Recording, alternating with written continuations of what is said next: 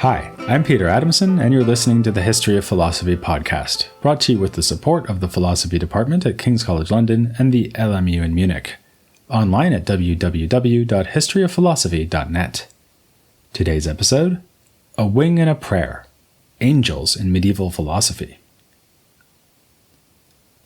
Of all the lyrics in the Elvis Presley songbook, among the most puzzling is the one that begins his 1963 single, Devil in Disguise, in which an affronted Elvis complains that his sweetheart is not nearly as sweet as she first seemed to be.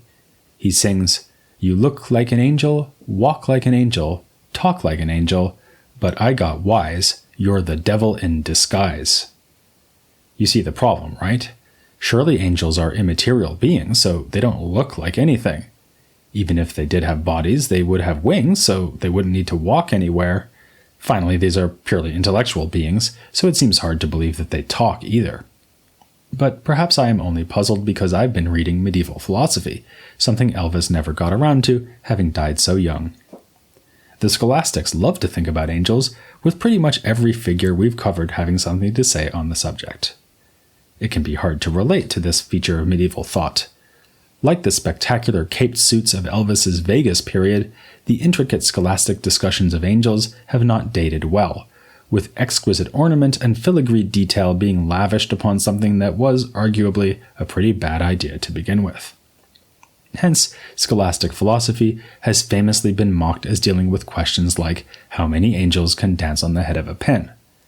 In this episode, though, I'd like to persuade you that medieval angelology was more like the leather outfit Elvis wore for the '68 comeback special, possessing a relevance as timeless as angels themselves.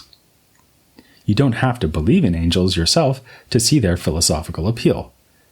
The medievals found them fascinating for theological and doctrinal reasons, no doubt, but also for the way that angels can be used to address an astonishingly wide range of philosophical topics. If they really lack bodies, then how is it possible for an individual substance to be immaterial? If angels can walk and talk after all, or at least engage in motion and communication, what does this mean for physics and the philosophy of language? Are angels really timeless? And if so, what does timeless existence even mean? And what does the hierarchical society of angels tell us about ideal political structures? What might reflection on their exalted minds reveal about our lesser mental lives? In grappling with such questions, the medievals drew on conflicting sources of ideas about angels themselves. Obviously, angels feature throughout the Bible, often bearing messages from God. This is actually the meaning of the word angel. Angelos means messenger in Greek. This is still probably the first thing to come to mind when you think about angels, winged messengers announcing the coming of Christ to astonished shepherds, or Gabriel informing Mary she is with child. The messages could go the other way too. Though it was considered inappropriate to worship an angel, since that should be reserved for God, one could ask them to pray on one's own behalf or to bear one's prayers up to God. Particularly important angels were known by name, Gabriel, Michael, and so on, and celebrated on feast days. Medievals also believed that they were protected by guardian angels and subject to temptation or other malign influence from fallen or rebel angels who took over the place occupied by demons in pagan imagination. As noted by Elvis, a seeming angel may be a devil in disguise. The Bible speaks of Satan himself posing as an angel of light. This tradition of thought, then, makes both good and evil angels into intermediary beings whose influence is pervasive in everyday life. They serve as conduits between the spiritual and material realms. Your average believer would presumably have imagined them as having bodies, and certainly had no trouble accepting that they could leave traces of themselves in the physical world. One medieval church had a piece of marble in which one could see the footprint of the angel Gabriel. Against this, though, stood another tradition of thought stemming from ancient philosophy and the Islamic world. The Quran, too, mentions angels.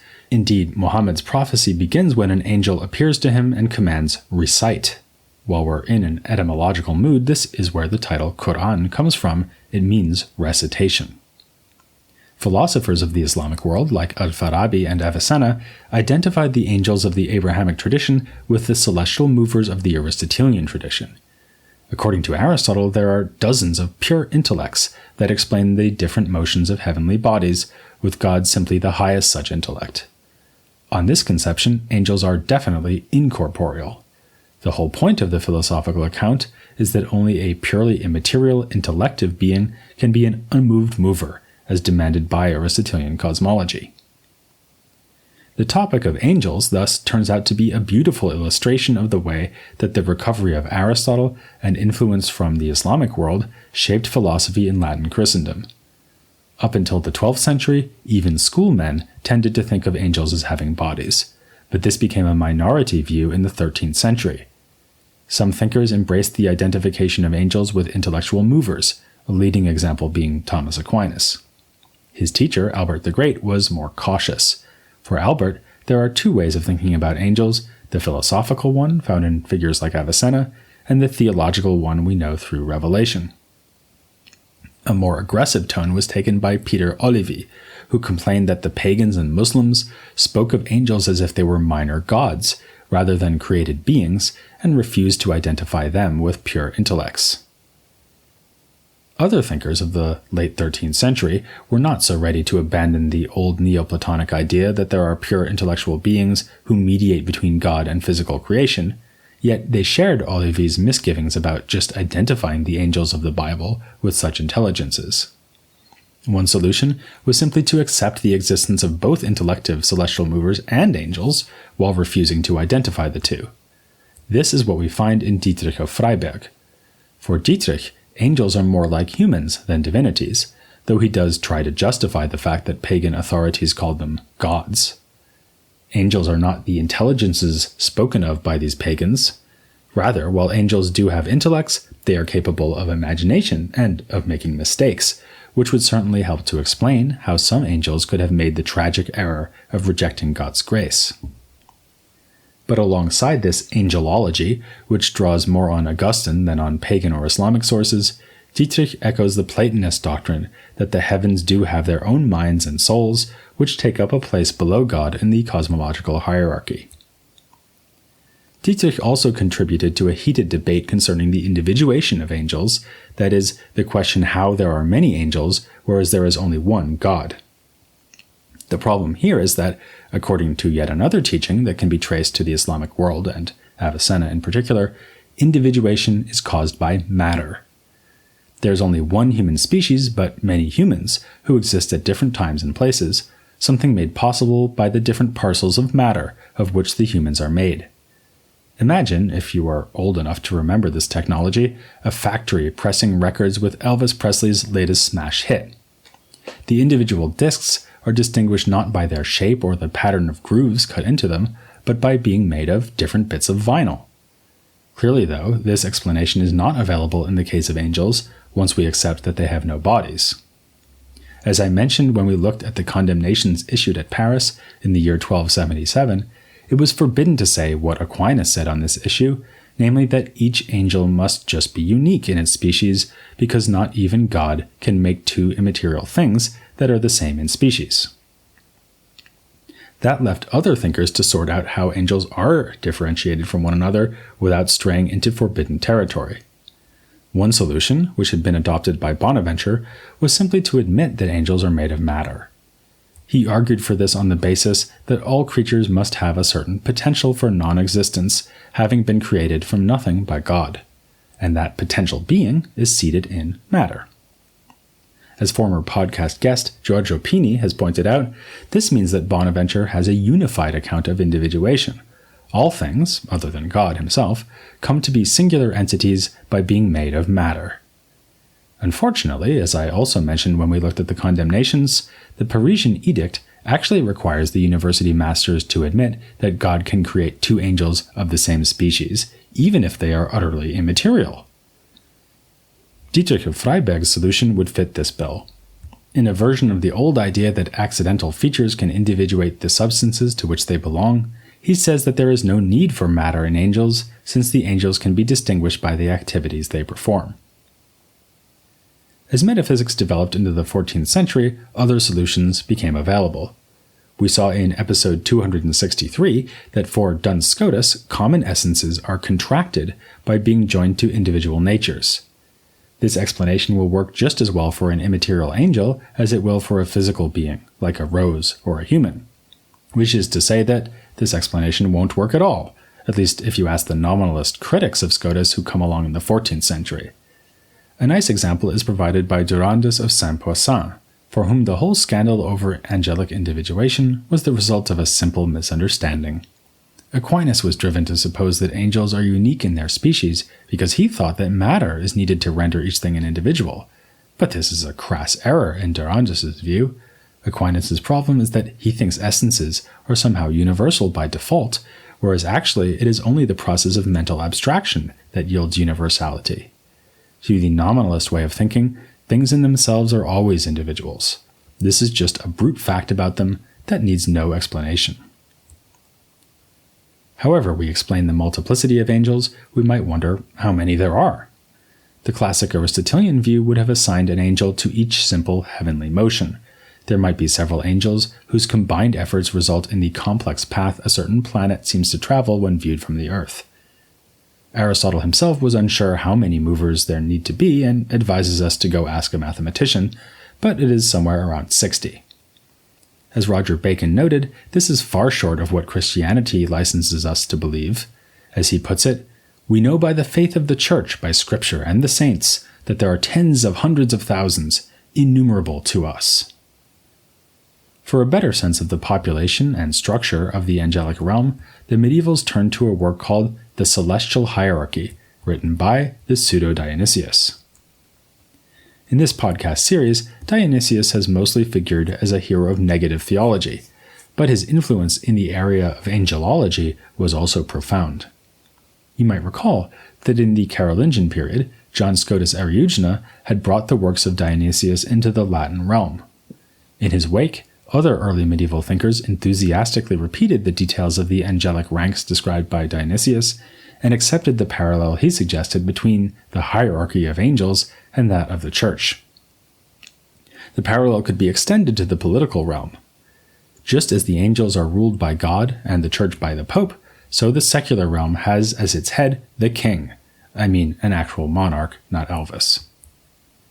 An elaborate version of this is found in William of Auvergne, who explains that the orders of seraphim, cherubim, and thrones correlate to royal advisors, lawmakers, and judges.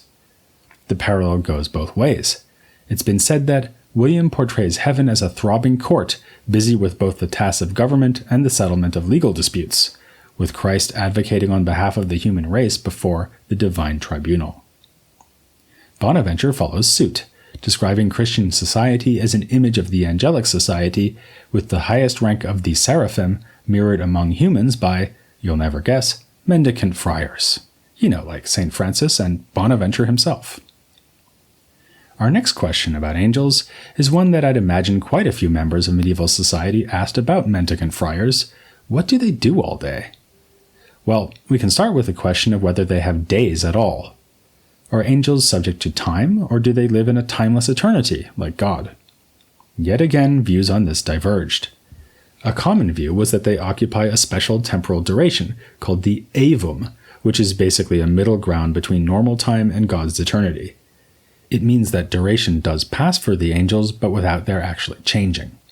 Hence, Aquinas, for whom angels are pure intellects, thinks that these are minds created with all the knowledge they will ever have. If they experience duration, it is simply because they dwell on different things they know at different moments. Bonaventure makes a similar point by contrasting a river to a sunbeam. Angelic existence is not a part-by-part process, like that of a river, but occurs all at once, like a sunbeam. Scotus agrees, though for him, this suggests that the aevum is not really a temporal duration at all. Other scholastics are happy to suppose that angels are subject to time, and even that they can learn new things during their life, for instance as they see the choices made by free humans. Characteristically, William of Ockham falls into this camp, holding that angels increase in knowledge as they observe the course of the world, something modern-day scholar Martin Lentz has called angelic empiricism. If angels can learn, can they also tell one another what they found out? This brings us back to our Elvis-inspired question of whether angels can walk and talk. Given the aforementioned role of angels as messengers, it would be pretty disappointing if it turned out that they cannot communicate. One way they might do this would be to assume a physical body, even if they are in themselves immaterial. Here it's worth mentioning Bonaventure again. He describes angels doing exactly this, though he hastens to add that an angel cannot actually unify to a body the way the human soul can. Indeed, the capacity to form a unity with the body is what distinguishes souls from angels. So, if we are to imagine Gabriel appearing to Mary in the form of a luminous winged man, then we should also realize that Gabriel would be using that body in something like the way a puppeteer would use a doll. Presumably, this isn't how angels communicate with each other, though. Dionysius never mentions in the celestial hierarchy that the seraphim and cherubim are getting together for costume parties. Instead, the scholastics try to understand how purely mental beings could transmit knowledge to one another. For the most part, it was assumed that angels would not need to use signs to communicate the way that we do. Instead, Aquinas thinks that an angel can simply will to reveal its thoughts, opening the book of its mind to its celestial companions. Scotus thinks the angel needs to do something a bit more metaphysically aggressive, so to speak. It actually causes its thought to appear in another angelic mind, not so much a case of mind reading as mind writing. As so often, Occam reacts critically to this proposal of Scotus, pointing out that if an angel could do that, it would presumably be able to modify the will of another angel too, something he takes to be an absurd consequence. For Occam himself, the problem is easy to solve. After all, he has developed his theory of mental language, so that the angel's thoughts are already in just the right form to be communicated. That's talking. What about walking, or at least moving? Again, there was a heated debate over whether and how an angel can move around and occupy space. And again, you can see why this is an interesting philosophical issue, beyond the need to sort out angelology. Just as worrying about angelic communication was a chance to think about language and how it relates to thought, the puzzle about angelic location is really just a version of the more general question how an immaterial thing can be present to any place at all. God is immaterial, yet everywhere, and my soul is immaterial, yet in my body and not in yours. How is this to be explained? In the case of angels, the task was yet again bedeviled by those problematic condemnations passed down in 1277.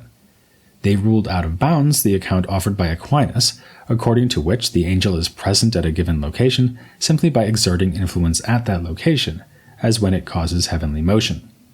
He compares this to the way the king is present throughout his kingdom by dint of exercising jurisdiction there.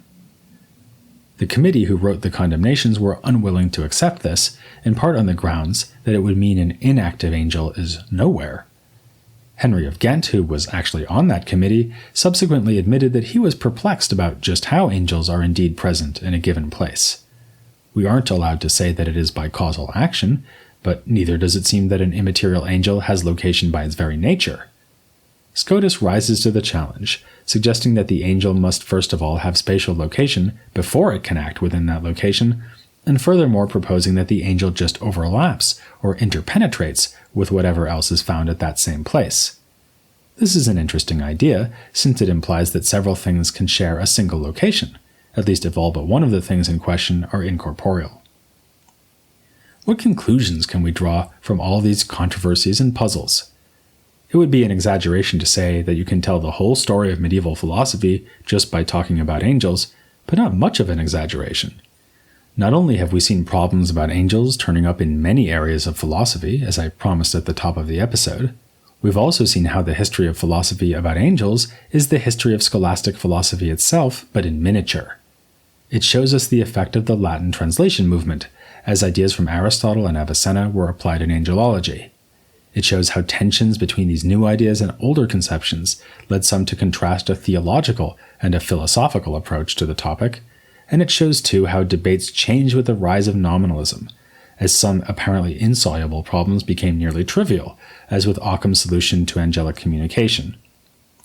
This is why I wanted to cover it before moving further outside the context of scholastic philosophy, as we'll be doing in episodes to come as we continue to examine vernacular literature and especially English authors, including Chaucer and Julian of Norwich. First, though, we'll take a look at another issue that was discussed by numerous scholastics, but which we have barely touched on in the series so far, the emotions. What would someone like Aquinas say about the weeping and excitement of Elvis fans at the merest glimpse of their hero, or the outpouring of grief over his untimely passing? Next time, Martin Picave will be returning to the podcast to explain what it in fact means to be all shook up, here on the History of Philosophy without any gaps.